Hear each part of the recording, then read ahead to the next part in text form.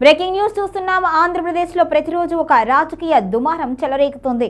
ఇక ప్రస్తుతం అయితే జనసేన ఎమ్మెల్సీ హరిప్రసాద్ చుట్టూ ఈ వాతావరణం అయితే అలుముకున్నట్టుగా తెలుస్తోంది. మొత్తానికి జనసేన ఎమ్మెల్సీ హరిప్రసాద్ చుట్టూ రాజకీయ దుమారం మొదలైంది. సోషల్ మీడియాలో హరిప్రసాద్ను లక్ష్యంగా చేసుకుని వ్యంగ్యంగా పోస్టులు, ట్రోలింగ్లు భారీగా పెరిగిపోయాయి. కొందరు నెటిజన్లు హరిప్రసాద్ విగ్రహాలు పెట్టాలి అంటూ ఎద్దేవా చేస్తూ పోస్టులు చేయడం ఇప్పుడు తీవ్ర చర్చకు దారితీస్తోంది. ఈ పోస్టులు జనసేన వర్గాల్లోనే కాకుండా రాజకీయ వర్గాల్లో కూడా కలకలం రేపుతున్నాయి. హరిప్రసాద్ జనసేన ఆవిర్భావానికి ముందు పవన్ కళ్యాణ్తో కలిసి నడిచిన సన్నిహితుడు అనే విషయం అందరికీ తెలిసిందే.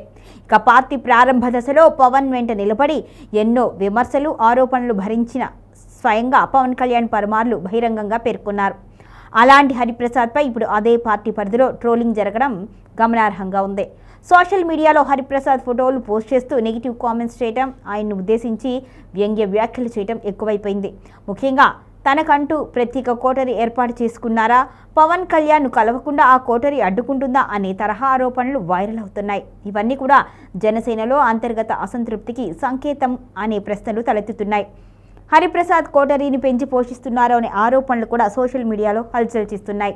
కొందరు జనసేన శ్రేణులు పవన్ కళ్యాణ్కు చేరువ కావాలి అంటే హరిప్రసాద్ చుట్టూ ఉన్న వర్గాన్ని దాటాల్సి వస్తుంది అని అసంతృప్తి వ్యక్తం చేస్తున్నట్టుగా ప్రచారం. ఇదే అంశాన్ని ఆధారంగా చేసుకొని ట్రోల్స్ మరింత ఉధృతంగా మారుతున్నాయి. మరోవైపు హరిప్రసాద్పై జరుగుతున్న ట్రోలింగ్ వెనుక ఉద్దేశపూర్వక రాజకీయ కుట్ర ఉంది అని కూడా ఆయన అనుకూలస్తులు వాదిస్తున్నారు. పవన్ కళ్యాణ్కు అత్యంత విశ్వాసపాత్రుడిగా ఉన్న వ్యక్తిని టార్గెట్ చేసి పార్టీని బలహీనపరిచే ప్రయత్నం జరుగుతోంది అంటూ ఆరోపిస్తున్నారు. ఈ ట్రోలింగ్ను పార్టీ అధిష్టానం ఎలా చూస్తోంది అనే అంశం ఇప్పుడు స్పష్టంగా తెలియడం లేదు. మొత్తానికి జనసేనలోకి కీలక నేతలుగా ఉన్న హరిప్రసాద్ చుట్టూ జరుగుతున్న ఈ పరిణామాలు పార్టీ అంతర్గత రాజకీయాలను మరోసారి బహిర్గతం చేస్తున్నాయి. పవన్ కళ్యాణ్ ఈ వ్యవహారంపై స్పందిస్తారా లేదా ట్రోలింగ్కు తెరపడుతుందా అనేది మరికొన్ని రోజుల్లో తేలిపోనుంది.